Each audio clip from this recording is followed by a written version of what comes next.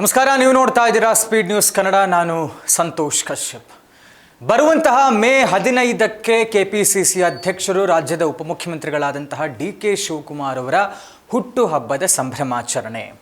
ಹುಟ್ಟುಹಬ್ಬದ ಸಂಭ್ರಮದಲ್ಲಿರುವಂತಹ ಡಿ.ಕೆ. ಶಿ ಅವರಿಗೆ ಮಾಧ್ಯಮದವರು ಸೇರಿದಂತೆ ಅವರ ಅಭಿಮಾನಿಗಳು, ಬೆಂಬಲಿಗರು ಎಲ್ಲರೂ ಕೂಡ ಕೇಳ್ತಾ ಇದ್ರು, ಸರ್ ಏನಾದರೂ ಒಂದು ಸಿಹಿ ಸುದ್ದಿಯನ್ನು, ಶುಭ ಸುದ್ದಿಯನ್ನು ಕೊಡಬಹುದಾ, ನೀವು ನಿಮ್ಮ ಹೈಕಮಾಂಡ್ ನಾಯಕರು ಏನಾದರೂ ಮಾತಾಡಬಹುದಾ ಈ ವಿಚಾರವಾಗಿ ಅಂತ ಬಹಳಷ್ಟು ಪ್ರಶ್ನೆಗಳು ಬರ್ತಾ ಇತ್ತು.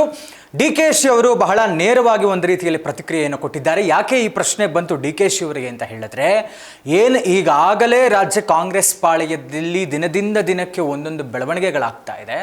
ಈ ಮಧ್ಯ ಮುಖ್ಯಮಂತ್ರಿಗಳ ಬನ ಅನ್ಸ್ಕೊಂಡವರು ಒಂದು ತಯಾರಿಯಲ್ಲಿ ಮೀಟಿಂಗ್ ಮೇಲೆ ಮೀಟಿಂಗ್ ಮಾಡಿ ಅವರದ್ದೇ ತಯಾರಿಯಲ್ಲಿ ಅವರಿದ್ದರೆ, ಇತ್ತೀಚಿನ ದಿನಮಾನಗಳಲ್ಲಿ ಕಳೆದ 3-4 ದಿನಗಳಿಂದಲೂ ಕೂಡ ಡಿ.ಕೆ. ಬ್ರದರ್ಸ್ ಅಂದರೆ ಡಿ.ಕೆ. ಶಿವಕುಮಾರ್ ಮತ್ತು ಡಿ.ಕೆ. ಸುರೇಶ್ ಅವರು ದೆಹಲಿಯಲ್ಲಿ ಹೋಗಿ ವಾಸ್ತವ್ಯವನ್ನು ಹೂಡಿದ್ರು. ಯಾಕೆ ಅಂತ ಹೇಳಿದ್ರೆ, ಮೇ 20ಕ್ಕೆ ಕರ್ನಾಟಕದಲ್ಲಿ ಕಾಂಗ್ರೆಸ್ ಸರ್ಕಾರ ಅಧಿಕಾರಕ್ಕೆ ಬಂದು 3 ವರ್ಷಗಳು ಪೂರೈಸುತ್ತೆ.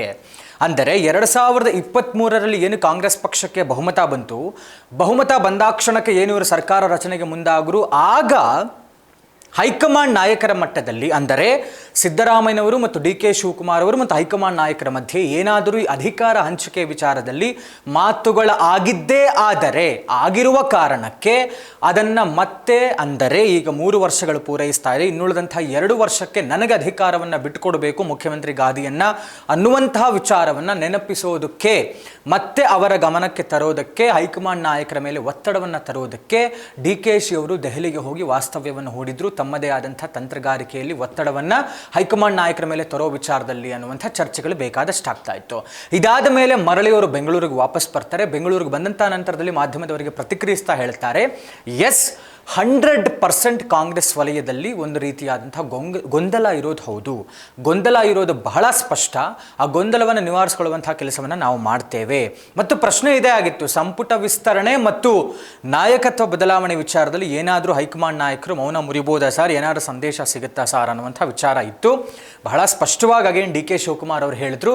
ಏನಂತ ಹೇಳಿದ್ರೆ, ಹೈಕಮಾಂಡ್ ಪಕ್ಷದ ಹಿತದೃಷ್ಟಿಯಿಂದ ಏನು ನಿರ್ಧಾರ ತೆಗೆದುಕೊಳ್ಳುತ್ತೋ ಅದಕ್ಕೆ ನಾನು, ಅಂದರೆ ಡಿ.ಸಿ.ಎಂ ಆಗಿ ಕೆಪಿಸಿಸಿ ಅಧ್ಯಕ್ಷನಾಗಿ ನಾನು ಮತ್ತು ಸಿ.ಎಂ ಸಿದ್ದರಾಮಯ್ಯನವರು ಬದ್ಧವಾಗಿರುತ್ತೇವೆ. ಯಾವುದೇ ಕಾರಣಕ್ಕೂ ಹೈಕಮಾಂಡ್ನ ತೀರ್ಮಾನವನ್ನು ನಾವು ತಳ್ಳಿ ಹಾಕೋದಿಲ್ಲ ಅನ್ನುವಂತಹ ಮತ್ತೊಮ್ಮೆ ಸ್ಪಷ್ಟತೆಯನ್ನು ಡಿ.ಕೆ. ಶಿವಕುಮಾರ್ ಅವರು ಕೊಟ್ಟರೆ, ಅಗೇನ್ ಅವರು ಹೇಳ್ತಾರೆ, ನಾನು ಸಿ.ಎಂ ವಿಚಾರದಲ್ಲಿ, ಅಂದರೆ ಮುಖ್ಯಮಂತ್ರಿ ಗಾದಿಯನ್ನು ನನಗೆ ಕೊಡಲೇಬೇಕು ಅನ್ನುವಂಥ ವಿಚಾರದಲ್ಲಿ ಯಾವುದೇ ರೀತಿಯಾದನ್ನು ಮಾತುಕತೆಯನ್ನು ನಾನು ನಡೆಸಿಲ್ಲ ಹೈಕಮಾಂಡ್ ನಾಯಕರ ಜೊತೆ ಅಂತ ಡಿ.ಕೆ. ಶಿವಕುಮಾರ್ ಅವರು ಹೇಳ್ತಾರೆ. ಇದಕ್ಕೆ ಸಮ್ಮತಿಸುವಂತಹ ಕೆಲಸವನ್ನು ಸತೀಶ್ ಜಾರಕಿಹೊಳಿ ಅವರು ಮಾಡ್ತಾರೆ, ಎಂ.ಬಿ. ಪಾಟೀಲ್ ಅವರು ಮಾಡ್ತಾರೆ, ಮತ್ತು ಬಳ್ಳಾರಿಯಲ್ಲಿ ಸಂತೋಷ್ ಲಾಡ್ ಅವರು ಕೂಡ ಮಾಡ್ತಾರೆ. ಎಂ.ಬಿ. ಪಾಟೀಲ್ ಅವರು ಹೇಳ್ತಾ ಇದ್ರು, ಡಿ.ಕೆ. ಶಿವಕುಮಾರ್ ಹಲವಾರು ರಾಜ್ಯಗಳ ಚುನಾವಣಾ ಸಮಿತಿಯಲ್ಲಿದ್ದಾರೆ, ಹೀಗಾಗಿ ಅವರಿಗೆ ಬೇಕಾದಷ್ಟು ಕೆಲಸಗಳಿರುತ್ತೆ, ದೆಹಲಿ ಮಟ್ಟದಲ್ಲಿ ಹೋಗಿ ನಾಯಕರನ್ನು ಭೇಟಿಯಾಗುತ್ತಾರೆ, ಬೇರೆ ರಾಜ್ಯ ರಾಜಕಾರಣದ ವಿಚಾರದಲ್ಲಿ ಕೇಂದ್ರ ನಾಯಕರನ್ನು ಕೂಡ ಭೇಟಿಯಾಗ್ತಾ ಇದ್ದಾರೆ ಬಿಜೆಪಿ ಪಕ್ಷದವ್ರನ್ನ. ಇದಕ್ಕೆ ಬೇರೆ ಬಣ್ಣ ಕಟ್ಟುವಂತಹ ಕೆಲಸ ಏನಿಲ್ಲ. ಮುಖ್ಯಮಂತ್ರಿಗಳ ಆಕಾಂಕ್ಷಿಯಾಗಿರೋರೇ ಮುಖ್ಯಮಂತ್ರಿ ಬದಲಾವಣೆ ವಿಚಾರದಲ್ಲಿ ಮಾತಾಡಬೇಕು ಅನ್ನುವಂಥ ಮಾತನ್ನ ಅದೇ ಕಾಂಗ್ರೆಸ್ ಪಕ್ಷದ ನಾಯಕರು ಮತ್ತು ಡಿ.ಕೆ. ಶಿವಕುಮಾರ್ ಅವರು ಮಾತಾಡಿದ್ರು. ಇದಕ್ಕೂ ಮುಂದುವರೆದಂತೆ ಅವರೊಂದು ರೀತಿಯಲ್ಲಿ ನೇರವಾದಂಥ ಎಚ್ಚರಿಕೆಯನ್ನು ಕೊಟ್ಟರು. ಏನು, ಮೇ 15ಕ್ಕೆ ಏನು ಡಿ.ಕೆ. ಶಿವಕುಮಾರ್ ಅವರ ಬರ್ತ್ಡೇ ಇದೆ, ಯಾರೂ ಕೂಡ ನನ್ನ ಹೆಸರಲ್ಲಿ ನನ್ನ ಬರ್ತ್ಡೇ ವಿಶಸ್ಗೋಸ್ಕರ ಬ್ಯಾನರ್ಗಳು, ಕಟೌಟ್ಗಳು ಹಾಕಬಾರ್ದು.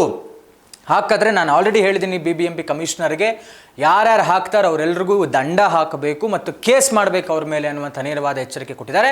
ಬೇಕಾದರೆ ದುಡ್ಡು ಕೊಟ್ಬಿಟ್ಟು ಅಡ್ವರ್ಟೈಸ್ಮೆಂಟ್ ಕೊಟ್ಕೊಳ್ಳಿ, ಹೊರತು ಈ ಬ್ಯಾನರ್ ಫ್ಲೆಕ್ಸ್ಗಳು ಹಾಕುವಂಥ ಕೆಲಸ ಬೇಡ ಅಂತ ನೇರವಾದಂಥ ಎಚ್ಚರಿಕೆಯನ್ನು ಡಿ.ಕೆ. ಶಿವಕುಮಾರ್ ಅವರು ಕೊಟ್ಟಿದ್ದಾರೆ.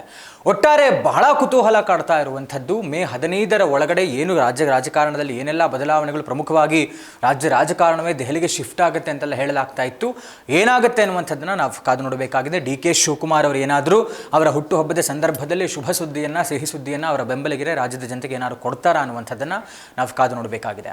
ಇದಾಗಿತ್ತು ಇವತ್ತಿನ ವಿಶೇಷ. ನೋಡ್ತಾ ಇರಿ ಸ್ಪೀಡ್ ನ್ಯೂಸ್ ಕನ್ನಡ, ಸುದ್ದಿ ನಿಮ್ಮದು, ವೇಗ ನಮ್ಮದು.